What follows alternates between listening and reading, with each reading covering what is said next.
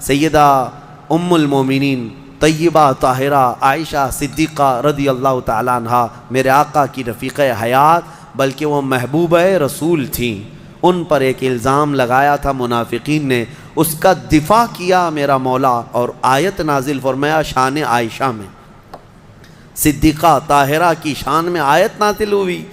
ہوا یہ تھا کہ ایک جنگ سے حضور واپس آ رہے تھے، جنگ غزوہ بنو مصطلق، وہاں سے واپسی میں حضرت عائشہ بھی اس سفر میں حضور کے ساتھ تھیں۔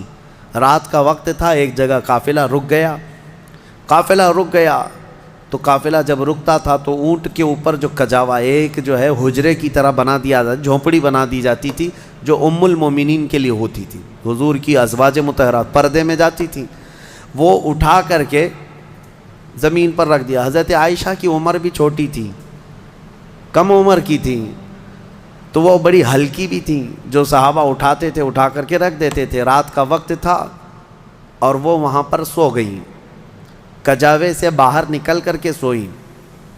پھر ہوا یہ کہ قافلہ چل پڑا، حضرت عائشہ صدیقہ وہیں رہ گئیں۔ وہ کجاوا اٹھا کر کے جو صحابہ تھے انہوں نے اونٹ پر رکھ دیا اور یہ سوچا کہ اس میں ام المومنین ہیں، سو رہی ہوں گی، اٹھا کر کے اونٹ پر رکھ دیا، باندھ دیا اور اونٹ چل پڑا، جبکہ ام المومنین کہیں اور سوئی ہوئی تھی۔ یہ رہ گئی بات۔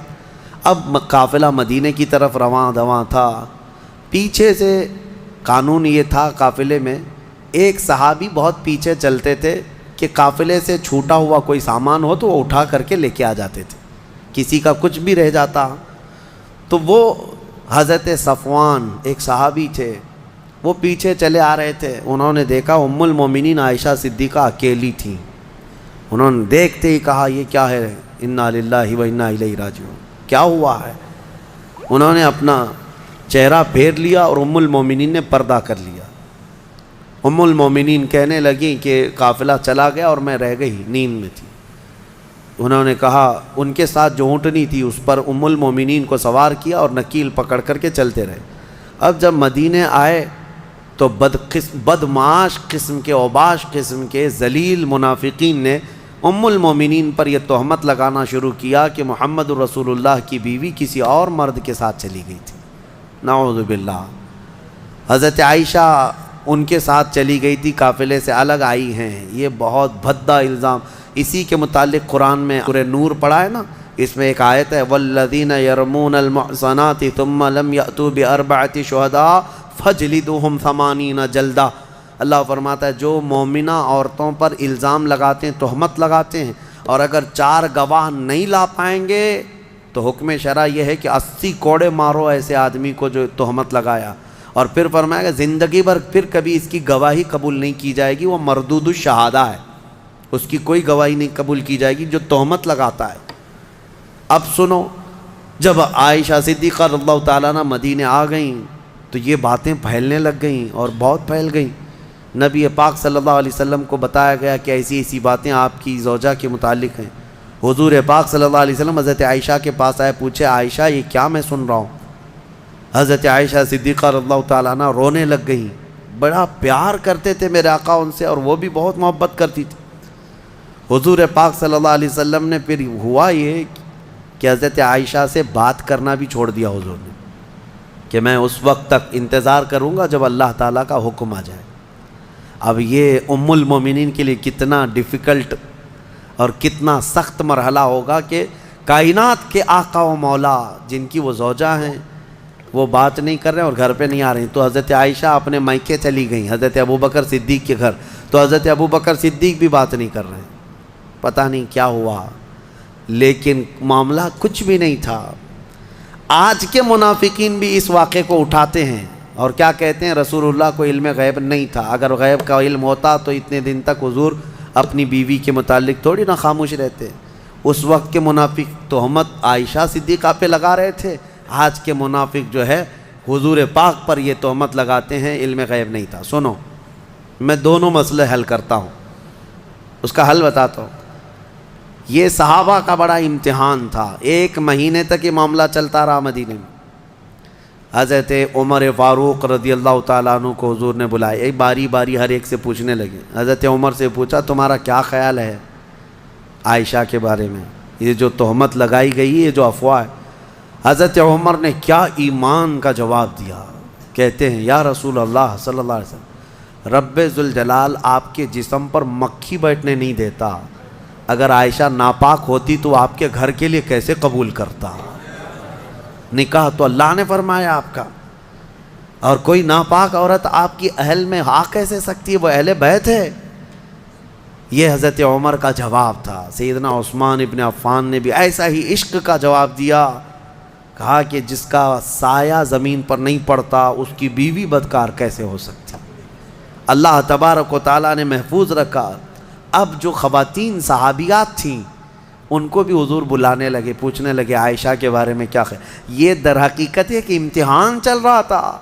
وہاں جو منافق تھے وہ تو کہنے لگے، جب منافق کون تھے؟ بظاہر وہ مسلمان ہی تھے، حضور کے پیچھے نماز پڑھتے تھے، بڑی بڑی باتیں کرتے تھے، لیکن اندر کیا تھا وہ کیا ہے.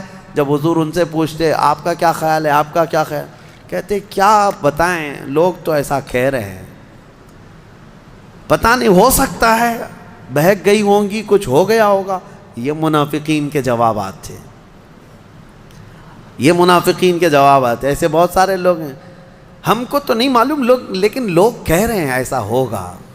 یہ جلانے والا جواب ہوتا ہے. آج بھی ہوتے ہیں اس طرح کے جوابات، ان کو کانفیڈنس کے ساتھ کہنا نہیں ہوتا ہے.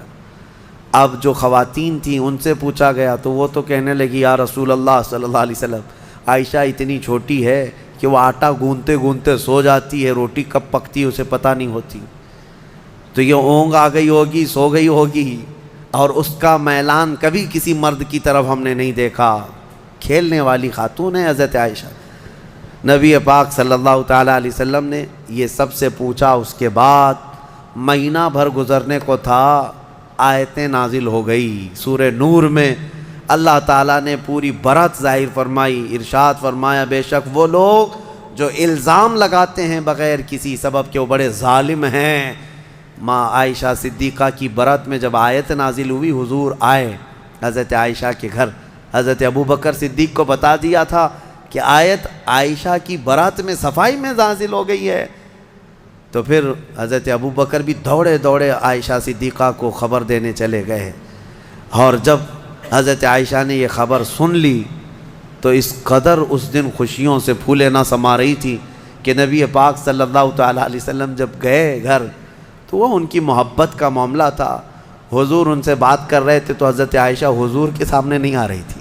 کہا نہیں، میں پہلے آپ سے نہیں بات کروں گی، میں پہلے اس مولا کا سجدہ ادا کروں گی جس نے میری برات کا اظہار فرمایا. حضور پاک صلی اللہ تعالیٰ علیہ وسلم نے یہ نہیں فرمایا، یہ محبت میں انہوں نے کیا تھا، یہ ان کے جذبات تھے. حضور پاک صلی اللہ علیہ وسلم مسکراتے اور فرماتے عائشہ میں تجھے پہچانتا ہوں جب تو خوشی میں ہوتی ہے اور جب تو غصے میں ہوتی ہے، دونوں چیزیں میں پہچان لیتا ہوں. حضرت عائشہ کا معاملہ تھا اسے.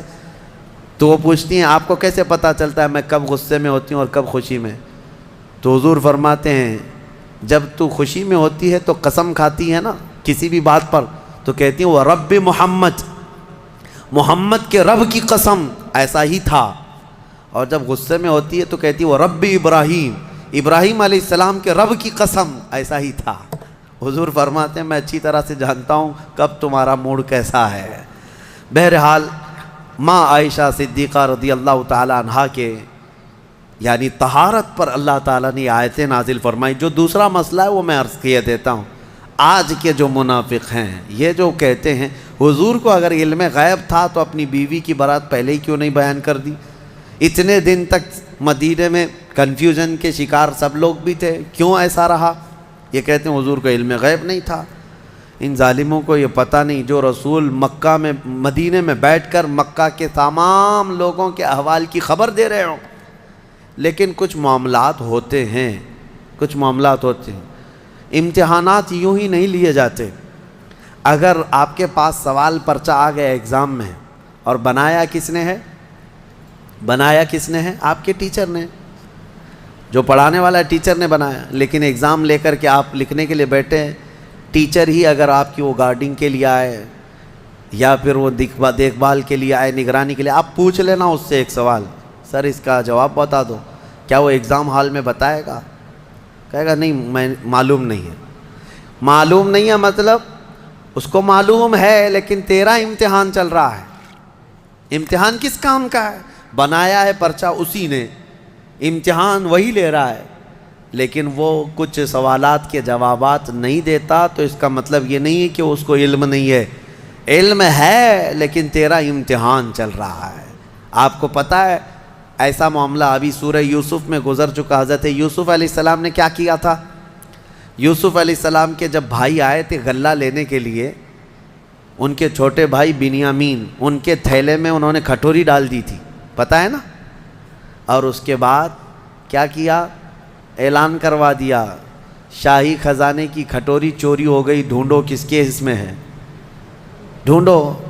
حضرت یوسف علیہ السلام نے اعلان کروا دیا تھا اور سب کے غلے ڈھونڈتے جائے، وہ 10 بھائیوں کی بھی تلاش کر رہے تھے۔ قرآن میں یہ بھی ہے فَبَدَأَ بِأَوْعِيَتِهِمْ، ان کے سب تھیلیوں کو ٹٹولا گیا۔ حضرت یوسف علیہ السلام خود ہی ٹٹول رہے تھے، کس کو؟ 10 بھائیوں کے تھیلوں کو ٹٹول کر کے دیکھ رہے تھے، اس میں ہے، اس میں ہے، اور ڈالا کس کے تھیلے میں تھا؟ چھوٹے بھائی کے تھیلے میں ڈالا تھا۔ یہ 10 کو کیوں ٹٹول رہے تھے؟ کیا یہ بھی تم الزام لگاؤ گے کہ یوسف علیہ السلام کو معلوم نہیں تھا کون سے تھیلے میں؟ معلوم سب تھا۔ وہاں ایک مصلحت تھی کہ اللہ نے حضرت یوسف کو ایسا کرنے کا حکم دیا تھا۔ قرآن میں اللہ فرمایا کذالک کدنا لیوسف، ہم نے یوسف کو اس طرح کی ہدایت دی تھی کہ وہ ایسا کریں۔ تو وہاں حضرت یوسف علیہ السلام کے بارے میں یہ مانتے ہو اللہ نے ان کو ایسا کرنے کا حکم دیا تھا، تو پھر یہ غزوہ بنی مستلق کے بعد والے واقعے میں، ام المومنین کے واقعے میں یہ کیوں نہیں تسلیم کرتے کہ میرے آقا کو 1 مہینے تک اللہ نے خود ہی یہ فرمایا تھا کہ محبوب آپ کے سارے آس پاس آنے والوں کا امتحان ہو جائے، جو ایمان والا ہو ان حالات میں بھی میرے مصطفیٰ کی بڑائی بیان کرے گا، اور جو منافق ہے وہ چن چن کر کے برائیاں پیدا کرنے کی کوشش کرے گا۔ بہرحال ایسے حالات میں ایمان پتہ چل جاتا ہے۔ اللہ ہمیں ہر مصیبت کے وقت میرے آقا کے قدموں میں گردن نچھاور کرنے کی توفیق عطا فرمائے۔